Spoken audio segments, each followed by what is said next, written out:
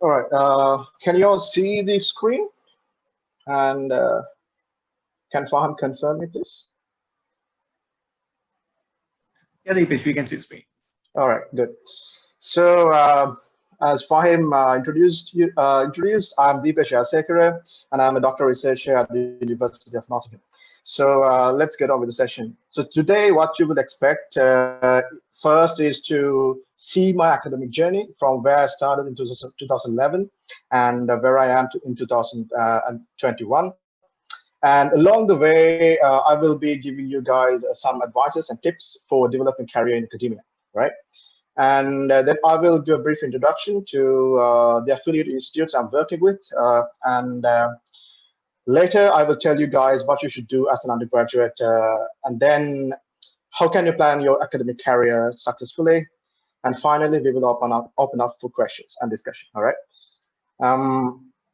Yeah, so this is my academic journey as a snapshot, and I will go through each and every year to tell you what I went through from where I started. So I started my academic journey in 2011, when I was first elected to University of Peradeniya. However, I had a passion to study automotive engineering because I was a very passionate, let's say, student and a person who is very interested about cars, as we call car guys in Sri Lanka.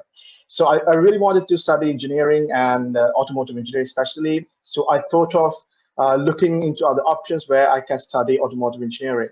And then I got to know in Sri Lanka that I could study automotive engineering at the SINEC campus. So I chose that option to study at SINEC campus, my bachelor's in automotive systems engineering. So before attending the university, I thought of this program called Certified Professional, because as we all know, we are in a digital era, right? So not only in engineering, but also in other subjects, such as business and management, now people are studying a programming language. So, and I have seen this quite often, even in the UK as well as in China, where engineering students, computer science students, business students, management students, all are studying a programming language. So I thought of this as a good opportunity for me to spend the first year of my time from the moment I got the results, A levels, and until I started my undergraduate. So I studied here for 1 year.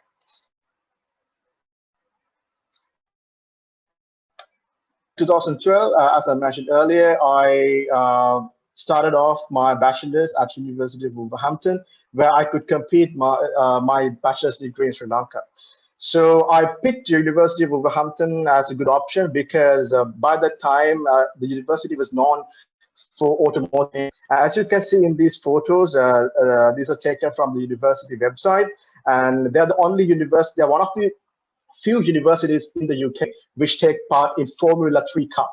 And if you are a person in mechanical engineering or know that Cup is one of those prestigious competitions leading to F1, Formula 1.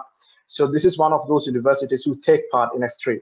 And also they take part in other automotive competitions like Formula Student as well as Morgan Racing. So I thought this would be a great opportunity in Sri Lanka for me to study automotive engineering. So I wanted to give you the second tip here. When you're pursuing, it is always good to follow your passion, because this is not like a very easy task to do, and you should invest a lot of time for studying in a particular topic. But if you study the topic that you love and that you have passion for, then that will keep you awake, and that will help you get off the bed in the morning and get on with your research work, right? So follow your passion. That's the second tip I wanted to give. So later in 2014, I was able to get an internship with the DEMO in Sri Lanka. Since I followed automotive, I thought DEMO will be a wonderful place to start off. So I got this opportunity to work as a summer intern with the Mercedes-Benz Center in Sri Lanka. And that is one of the largest Mercedes-Benz centers in South Asia. So that was one of the options that I took. So you can see some of those photos where I have worked with the Mercedes-Benz Center, and I got quite a good knowledge and experience from here, because by that time the first hybrid S400 car was introduced, right, during that time. And you can see I got the opportunity to work on those hybrid systems as well. So that came as a very good opportunity in Sri Lanka. So tip number 3 that you can take from here is find a good research topic while you're doing your internship. I mean, I think this is a very good place for you to start, because during the internship, I got the opportunity to find the problem in the industry and help them tackle the problem. So I was fortunate enough to work with one of the tutors who were working at the Mercedes-Benz Center and Demo Automobile Training School to start off my undergraduate research, right? So here I developed a windshield wiper system which can operate autonomously and also detect not only the rain but also dust concentration on a windshield. And this was not a feature in the existing system in the Mercedes-Benz cars. And they had an issue and complaints from the customers saying that even though there is an automated system in the car that the customers are not using. The reason was like in Sri Lanka, being a tropical country, there's a lot of dust. So whenever we travel, dust gets precipitated on the windshield. So they wanted to come up with a solution to automate the system even where they can detect dust from this windshield wiper system. So I was able to do that project with them. So then in 2016, I graduated from the University of Wolverhampton, and I was able to be the top in class in my department of mechanical and automotive engineering. And then I was really keen into research by this time, right? And I thought of publishing my dissertation from my undergraduate studies. So this is also a very good thing that you should do if you're planning to have a career in academia. That is, try your best to get your dissertation or your final year project published in a conference. It can be in a journal or somewhere, but you must try and write and make it to a paper, a conference paper or journal paper, right? So this will be really helpful for you to start off your postgraduate studies, right? So I published my the results of my project at the IEEE conference on advances in ICT for emerging regions, which was organized by the University of Colombo and IEEE chapter, right? So as a result of this passion for research, when there was an opportunity at the university looking for research assistants, I took it straight away. So I was able to work as a research assistant with the Orange Electric Research Center, as well as the Mars Research Hub, which was established at SINEC.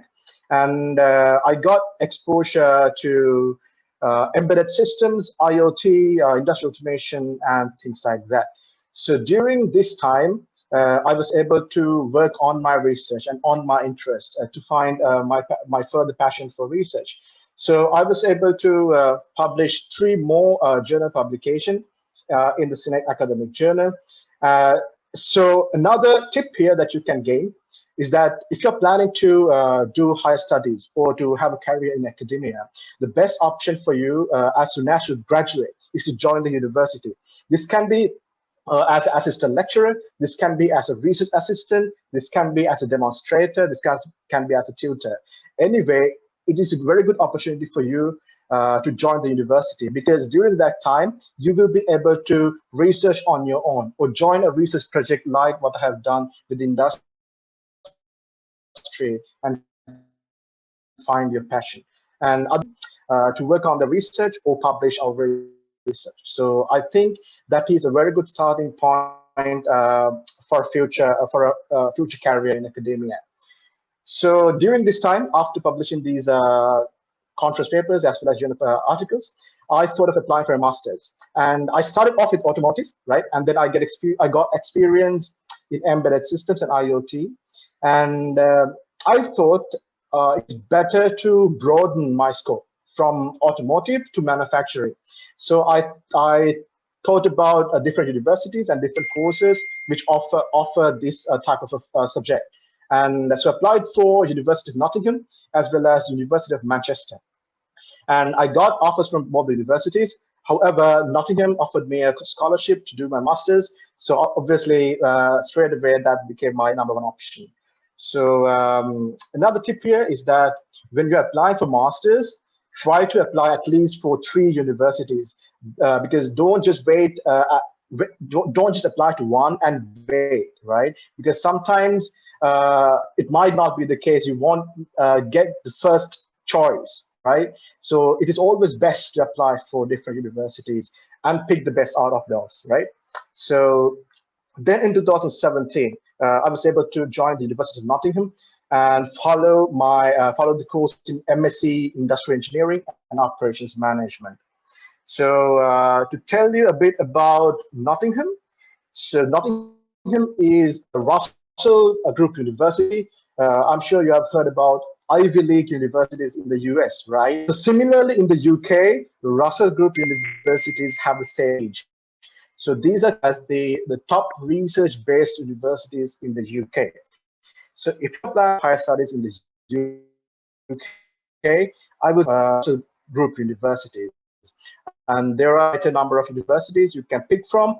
So Manchester and Nottingham both to, and as you can see, there were like many. This was a research university, and there were Nobel Prize winners, which motivated me to apply to Nottingham. And also, it was ranked 8th in the UK in terms of research excellence framework, and it was a top 100 university. So yeah, as you can see, it is based in Midlands, in the UK. So explore the research culture in the yeah, it was a very good opportunity. Then later into so you might be wondering why I shifted from automotive to industrial engineering, right? So as I mentioned, I wanted to broaden my scope, right? And not only that, I knew that in industrial engineering, I can still focus on automotive as a specialization if I wanted to. So whenever I had assignments or case studies that I had to do in my master's, I picked a subject or I picked a project which is related to automotive. And as a result, I was able to follow my passion, and I was also able to visit some of the automotive manufacturers in the UK. So I was here are some photos where when I visited Jaguar Land Rover facility in the UK, and also I was lucky enough to have a close look into one of their Formula Electric cars. So you can see those photos in this slide. So another tip that you can gain here is that set a target in mind and work towards your target, right? So I always had a passion for automotive, so I followed my passion and worked towards it. I didn't know when I started my master's that I will be able to visit these top-notch facilities in the UK, but I got the chance. So then I started looking for more opportunities in the university where I can use my automotive knowledge. And then I found out that Nottingham is one of those universities which take part in Formula Student competition. So I joined the Formula Student team, and this was the first team in the UK which developed a Formula Electric car at the university from scratch, right? So they developed all the systems, including motors and the battery system in-house, right? So it was a really good opportunity for me to use my knowledge. So here you can see some photos which were taken at the Silverstone Formula One circuit. So as a fan of Formula One and motorsport, this was like a dream come true, right? Because Silverstone is considered as one of those sacred places in motorsport, right? So I got this opportunity to go there and compete with other universities from around the world. So a tip that you can get from here is take on the challenges and get experience as much as you can, right? Because I didn't have to choose this project specifically because this was not like directly related to my master's, but yet again, I wanted to study further and engage in more projects. So I took the opportunity, and that was one of the highlights during my master's program. Then I also started working towards my research in my master's. So in the UK, if you're following a master's, it is basically a one-year program, right? But that doesn't mean the program is short. That means the program is crammed into 3 semesters without breaks. So we only got like a week off after each semester, and straight away we had to work on our research and things like that. So the first 2 semesters are dedicated to teaching, and the third semester is dedicated to research project. So in the third semester, I thought of looking into new fields in manufacturing, and I was introduced to this new research area called cloud engineering. So another tip that I can give you here is that if you have a passion to have a career in academia, it's always good to pick a topic which has a future, because when you're like following a PhD, which is like a 4-year long program, some of these research topics get obsolete. So by the time you finish your PhD, there are no applications, right? So this happens to like many students. So it is always good to think of a good research topic which has a future and which is applicable like for years ahead, right? So I was fortunate enough to come across one of these projects at Nottingham, which is called cloud manufacturing. But I don't think I have enough time to explain what this research is. But let's see if I have time at the end, and if you guys can tell you a bit about it as well. Okay. So then in 2018, graduated Nottingham once again with a distinction, and I was lucky enough to be top in class at Nottingham. I did not like think of it when I started off my master's, because as we know, it is one of the top universities and there was big competition. But yeah, since I had like a target to achieve, that means to take my career into academia. So I knew that taking a distinction would definitely help me secure a scholarship for my PhD, right? So I worked towards it, and at the end of the day, at the end of the year, I was able to pass with a distinction, and also for a surprise, I was also to become top in class, and that definitely helped me in securing a scholarship to do my PhD. So so there was a time between 2008 and I started my PhD. So I thought of taking a placement, keeping in mind that taking more experience, the Nottingham City Council developed. So Nottingham is one of the largest cities in the UK, and as soon as I saw lucky enough to get selected, and I was one of the 2 researchers who was selected for this program. And there I got the opportunity to work with the Nottingham City Council, with CEOs of startups, CEO of big companies which are located in Nottingham, to gain knowledge from these people, develop case studies, study about digital strategies of other developed countries and other cities, and at the end of the program, to provide recommendations for Nottingham to develop their digital strategy. And yeah, so this was a great experience once again. So I would recommend you guys, it would be a great opportunity if you can go to a new country and explore new things, right? So since I took the option and leap of faith in applying to UK, I was able to get this experience. And I never knew that I would come across a situation like this where a Sri Lankan could advise a developed city in the UK to develop their digital strategy. It happened. And then, so these are some of the photos taken during my and here you can see during the final session where I presented research findings to the council members, right? So yeah, it was a good opportunity.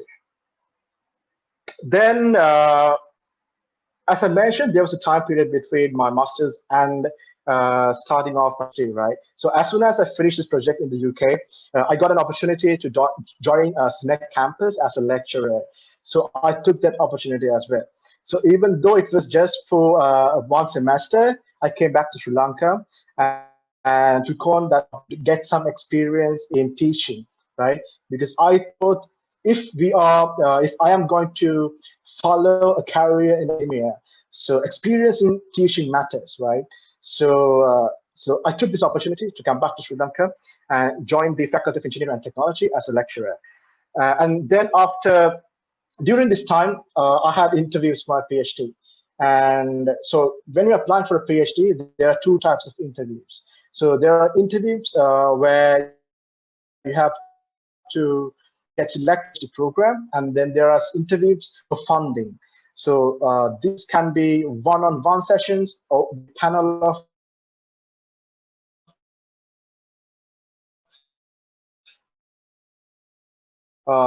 first in a different interview via Skype, via even a phone call, right? So these are different types of interviews that you will have to face. So, but since I was in the UK, I had a one-on-one session for my PhD program. And then since I was in Sri Lanka, after my placement, I had a Skype session, and also I had a phone interview session to select me for funding. So here, yeah. So when you're applying once again for a PhD program, I would like to suggest don't apply to one university and wait, as I mentioned earlier, right? So it is always good to have options. So if you can apply for 2 or 3 universities, I think that are really good. But in my case, it was a PhD. So that allowed me to wait for the PhD program. And so I didn't have to apply for the universities. So that is, if it's not an option in your case, you can always apply for several universities and pick the best option out of them. So after the interview process, you will be given a verdict, and they will let you know whether you get selected for the program, right? So PhD is basically a 3-year or a 4-year program where you have to conduct 3-year research and 1 year for your thesis, right? So once again, I was selected for this PhD program where I can apply my cloud manufacturing research to aerospace composite manufacturing in China. The thing was, the funding came from China and from an aerospace manufacturer there. So I had to relocate myself to China. And I took this as an opportunity also to explore new research culture, because the research culture in Sri Lanka is different to research culture in the UK. And when I went to China, I found out the research culture in China is different from the UK, right? So it is always good as a person, if you're developing career in academia, to get exposure to different countries and to understand their research cultures. Because this time you can groom yourself, right? So you won't get this time again, right? So I took this opportunity to go to China and conduct my research with the campus in China. And luckily, Nottingham had our own campus in China, which was taught in English. So I didn't have to learn a new language here, and I could straight away get on with my research project. So Nottingham, China is a campus located in Ningbo, and this is the first foreign-based university in China, right? So the importance or the uniqueness about the China campus is that it is located in Ningbo, which is a pilot city for Made in China 2025 strategy. So it is considered as a manufacturing hub. So this gave me a good opportunity to explore the manufacturing aspect of Charles when it comes to manufacturing, right? So this came as a good opportunity once again. And once again, another advice here is that don't hesitate if you get an opportunity. We may have different opinions of China, but when it comes to research and development, China is far ahead, and the research culture is really competitive, right? So I will give an example in a few minutes' time. So since I came to China, I got the opportunity to work with Chinese Academy of Sciences. So I'm also working with an institute called Ningbo Institute of Materials Technology and Engineering, which is a research institute which belongs to Chinese Academy of Sciences.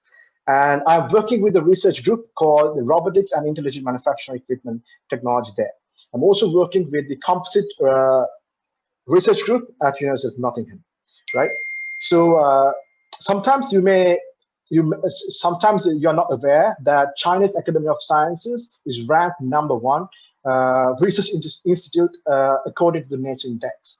Okay, so so Nature, as you all know, is a publication which is very famous, right? It is one of the top tier publications when it comes to natural sciences and sciences. So according to the Nature Index, Chinese Academy of Sciences is ranked #1 ahead of Harvard, Stanford, MIT, Oxford, and Cambridge. So this also allowed me to choose this program because I got this great opportunity to work with Chinese Academy of Sciences. And as an industrial partner, we are working with AVIC, which is called the Aviation Industry Corporation of China. And they are the manufacturer which manufactures all the defense aircrafts of China, like the photos which are shown here, like these stealth aircrafts, these fighter jets, and all these things are manufactured by this company. And this is one of Global 500, Fortune 500 companies, and they're one of the top 5 defense companies in the world as well. All right, so yes, so now we are coming to the present status of my research career. So right now, in 2020, I was able to become a PhD candidate, right? So in the first year of the PhD, you will be given the opportunity to explore your research topic, okay? So you have 1 year to identify a research topic and to propose your research and how you're going to conduct your research. So after the first year, you will be having a review, right, or an exam where you have to pass, and then only they will confirm your status as a PhD candidate. So in 2020, I was my PhD candidacy was confirmed, and I was able to publish like 2 other conference papers while I was in China. One is at the IEEE International Conference on Human-Computer Interaction, Optimization, Robotics, and Applications. The other one was at a conference on Research and Development in Industrial Engineering in Peru. And also I got an opportunity in 2019, which I forgot to tell, to publish another conference paper in an IEEE conference on engineering and technology innovation in France. So another tip that you can get from here is that if you are in academia, if you're planning to work in academia, so research publications matter, okay? So it is always about research publications. This research culture is not here, is not much in Sri Lanka, but this is the same in the UK as well as in China. So if you want to develop your career in academia, you must publish. And when I came to China, I noticed that they are like pushing their academics to publish their research in top journals with high impact factors. And I think that is a reason why they are so ahead of the competition when it comes to manufacturing. So in 2021, so what I have done so far is I have submitted one of my papers to one of those top journals in manufacturing, which is called Journal of Manufacturing Systems. And also I got the opportunity to write a book chapter with Springer Nature, the publisher. And that was once again came as a very good opportunity and a new experience as a budding researcher to work with fellow academics from different universities in the UK and the US, like Cambridge, MIT, to write a book chapter on advancement digital manufacturing. So I have submitted the chapter as well. And then I'm currently working on 2 other journal papers, which are to be published in coming months. All right, so that is my academic career so far. And so I want to share with you one of the quotes from Steve Jobs. So he mentioned this at the Stanford commencement ceremony. So you can't connect the dots looking forward. You can only connect them looking backwards. So you have to trust that the dots will somehow connect in your future. So if I relate this to my career in academia so far, so I didn't know when I started my master's program that I will be working in aerospace in future, right? So I just took a leap of faith in my career and in my capability and in my passion for research, and I took on the challenge. So there can be so many dots in your life. So you may not know exactly where you're heading, but trust me, if you work hard and work towards your goal, at the end of the day, you will be able to reflect and look back and see how those dots connect. So if you haven't watched this Stanford commencement speech, I would suggest you to watch this after the session.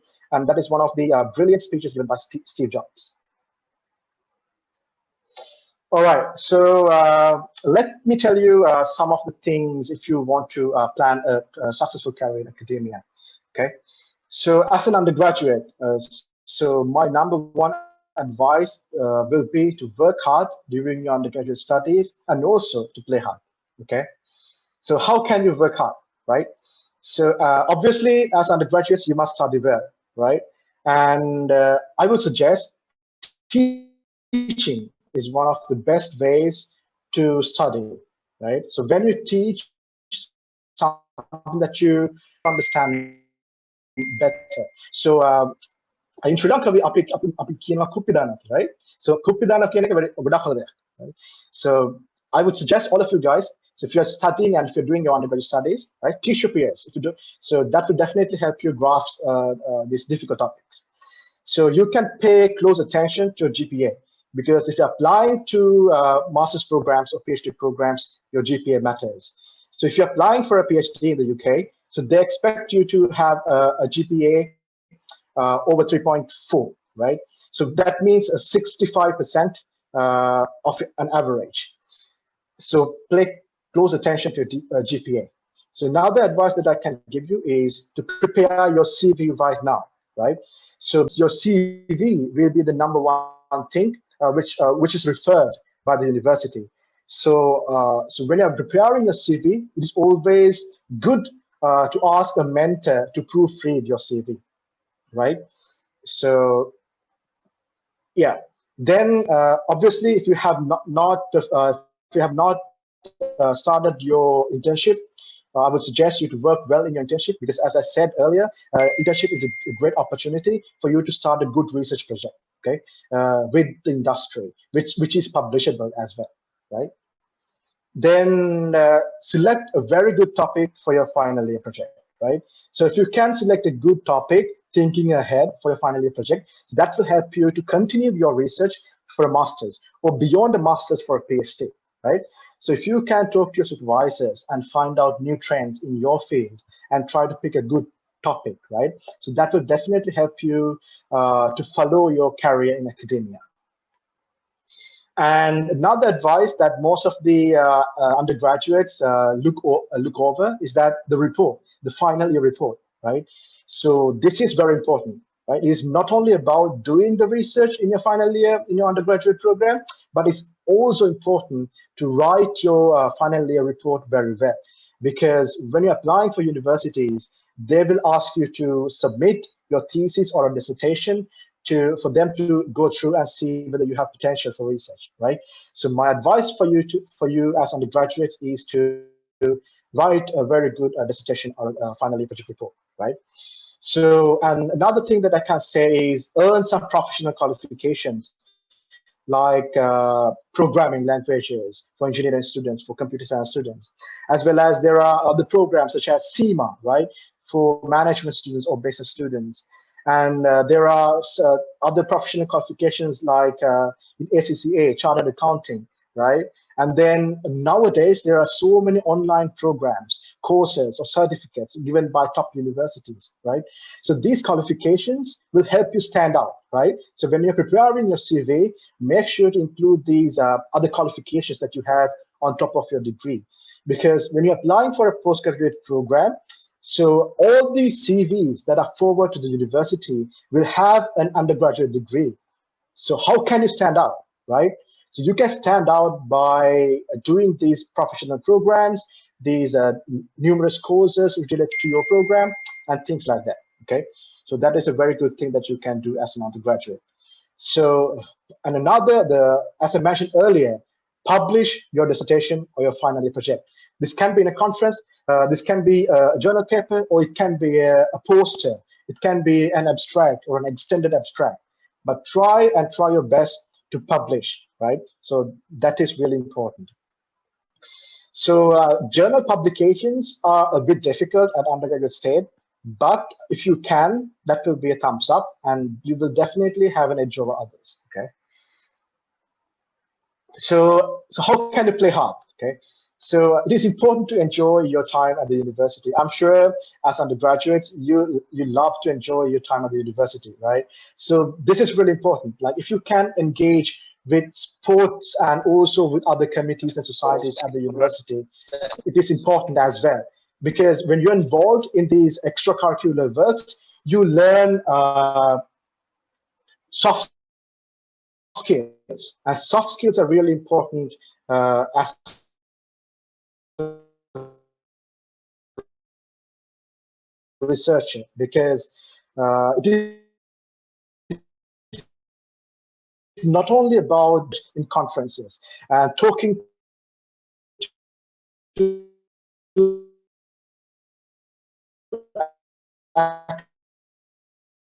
academics. It is not okay. So so one final advice will be to involve in pet projects, and this is very much familiar to engineering students, right? So you can involve in robotic competitions, you can do projects on your own, you can do DIY projects, right? So these projects will definitely help you boost your CV. And when you're writing a personal statement, you can highlight these projects and you can stand out from the rest, right? So these are some of the advices that I can give you to build a good career in academia. So five important things to remember. So a career in academia is not it's not easy, right? So the first thing is think about what do you want in life, right? So if you are choosing a career in academia, you will be dedicating your youth, the best time of your life for a research topic, right? To do research day in and day out, right? To do research, to conduct research, long hours and early mornings, right? So think hard and think wisely whether you want to follow a career in academia. But if it is a yes, then thumbs up, go ahead and apply for a master's or a PhD. So know your potential, right? As I mentioned earlier, if you can follow a topic that you really like, that really helps you to continue your research up to a PhD, right? So once you know your potential, you can explore opportunities. And this is an area where undergraduates lack once again, right? So you have to look for opportunities because opportunities won't come to you, right? You have to go and find opportunities. So if you're looking for PhD opportunities or master's opportunities, I can suggest you two good websites where you can find these opportunities. So one is called Find a Masters, and the other one is called Find a PhD. So these are two good websites that you can follow to identify good research projects. So not only in the UK, but also in other European countries as well, right? So this is a very good database where you can find research projects.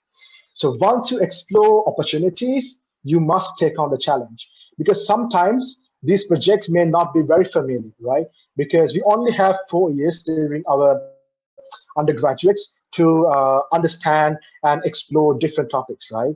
So we don't get much time to dive deep into a single topic. So some of these topics will be new, but trust me, take on the challenge, because you will get the help of fellow academics, you will get the help of your supervisors, you will get the help of your friends who are in your program to carry on with your research projects, right? So taking on the challenge is important.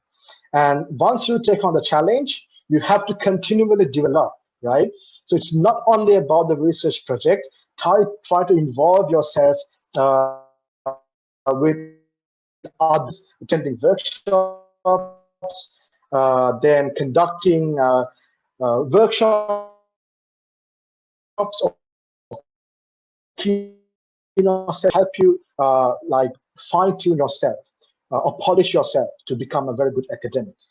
And then again, once in a while, go back to the first place where you started, right? Think about what you want in life. So you don't have to stay forever in academia, right? So you can you can choose to go to the industry and work with the industry for a couple of years and come back to academia again. So you always have that option, right? So these are 5 good things to remember, and I think this is a very good point to start off if you are not sure where to start. Okay, and so now the important thing is, and something that you might be wondering right now is, what can we do after a PhD, right? So one thing you can do after a PhD is to apply for academic position at a university. So this can be a lecturer position, and if you have very good publications in journals, in top journals, you can apply for an assistant professor position as well in the UK. Right? So that is an option. So, right? So in a postdoctoral position, what will happen is you will get 2 years further to deepen your expertise, right? To identify your research skills and fine-tune your research skills. And this will be typically funded by work. So you can take these 2 years as a time to explore new disciplines as well. So as I mentioned earlier, some of the research topics can become obsolete, right? So if that's the case, you can take on a postdoctoral study to explore new topics, right? So this is completely acceptable. So, and also another thing that you can do here is like, you can experience new research cultures in different countries.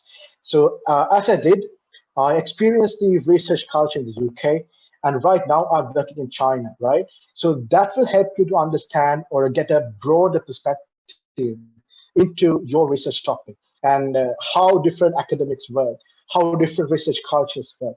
And you can do the same in a postdoctoral study as well, right? So you can apply for a different country, you can apply for a different university in the same country to continue your research. So if that's not the case, there's a final option where you can apply for a researcher position, okay? So researcher's position is where you're conducting research full-time. So you're not conducting lectures, or you're not doing teaching at university. So this is also an option that you can take in academia, right?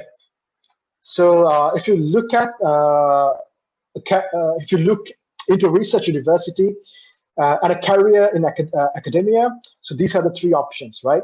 Research, teaching, and also you will have to do some administrative work, right? So so this is common in most countries. This is common in the US, Australia, or UK, right? So the main focus in a research university will be for research. As you can see here, 60 to 80% of the time you will be conducting research, and 10 to 30% or 40% of the time you will be teaching for undergraduates or postgraduates, right?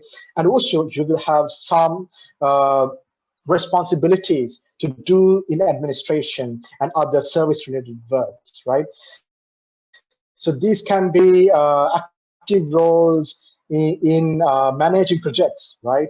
Or else workshops, conducting workshops, or else involved in different committees like sports committees in the university, or else you can be a chair who's organizing a conference and things like that. So there are different administrative roles that you can take in the university. So it is basically your job role is divided among these 3 different areas: research, teaching, and admin work. Okay, so that's a snapshot. Okay, I think that is a very lengthy session on, and so many advices and so many things to remember, right? So I think this is a good place to end the session, but I would like to remind you some quotes, like, so life is a matter of choices. So every choice you make makes you. So so you will be uh, like faced with different opportunities in life, right? Always take different options, take on the opportunities, take on challenges, right? So the choices you take will define your career, right? So this is one of the favorite quotes of mine. And the final advice for me is to dream big, right? So this is something you should do as an undergraduate. So if you don't have a dream at the moment, after the session, think about your dream. So what do you want in life, right? Okay, so now we can open the floor for discussion and open the floor for any questions if you have. Thank you. Thanks, Deepesh. Yeah, we do have a lot of questions in, so I'll just start off with the first question. All So right. there's a question from the student asking, after doing an MSc, can a person work in the industry? Is it something normal or will that be disadvantage for the career? No, it's not a disadvantage. It is an option, right? As I mentioned earlier, it's about choices you make, right? So after your masters, you can definitely go to the industry and work with the industry. For example, in your master's program, you will have a project, right? So if you choose to work with the industry during your master's project, then you will get the opportunity to work with the industry project at the same time. So you can always go to the industry, work in industry for a couple of years, and come back to continue your career in academia. That's completely acceptable. And in universities like in the UK, they are closely related with the industry. It's not like in Sri Lanka. Like for example, at University of Nottingham, we have collaborations with Airbus. We have collaborations with Rolls-Royce. What I mean by collaborations means they have dedicated research centers in the university from these specific industries. So they are working really closely with the industry at the university. So that is a new experience that I got from when I went to UK. So yeah, you can definitely go to the UK, go to the industry and work in the industry and come back. Yeah, that makes sense, Deepesh. Yeah. We got one more question. So this is regarding publication. So there's been a Yeah. couple of questions related to that. So can you please explain about the process of publishing a research in a journal as a fresh graduate? So this is our undergraduate who have just completed, who wants to know how to publish their research on journal articles. I think this will be a session itself because publishing in a journal is a long process, and unlike conferences, and it takes a lot of time to get published. Uh, so, so the thing is, conferences are there to publish new research, like on new topics, right?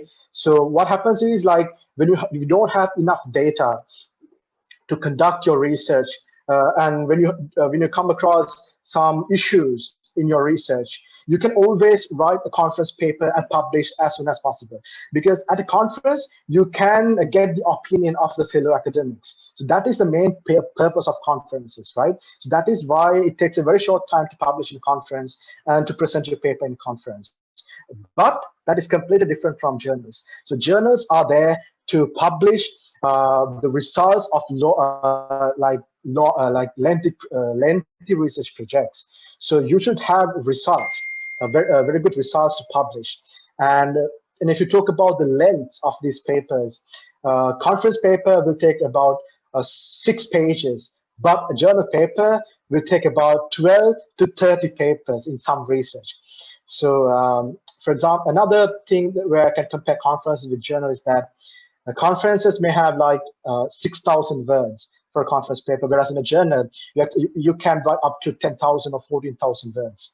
So as I said, so it is always about the depth of your research and what are the results that you have, right? So if you have good results, then you can definitely publish in a journal. I think that addresses your question. Thanks, Deepesh. And yes, we got one more question. So if you are interested in working in the industry, what would be more suitable, MSc or PhD? If you want to work in the industry, it depends on the country. For example, in Sri Lanka, there are like opportunities for PhDs in the industry are limited, very limited. The main reason is like we lack industries, let's say in manufacturing or high-tech industries, where they do research and development, right? So if there are companies or industries which conduct R&D, that is where you need researchers, right? That is where you need expert knowledge, right? To create new knowledge or to create new products. But so it depends on the country. But if you consider countries like UK, or if you consider countries like US, you have a lot of opportunities for PhDs in the industry as well, because most of the companies will be working R&D. Almost all the major enterprises will have an R&D division. So there are opportunities for PhDs. But if you're planning to work in a country in Sri Lanka, then I would suggest masters is more than enough.